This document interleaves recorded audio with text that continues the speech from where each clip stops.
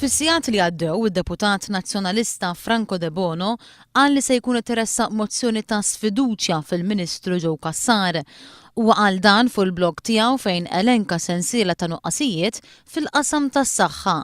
De Bono qed jisħaq li konsegwenza tad-dikjarazzjoni repetuta tal-Prim Ministru Lorenz Gonzi illi kulħadd għandu jiffaċċja l-konsegwenzi ta' għamilu, il-Parlament għandu jaqbel li m'għandux fiduċja fil-Ministru tas-Saħħa Joe Cassar li min-naħa tiegħu għandu għaldaqstant jirriżenja.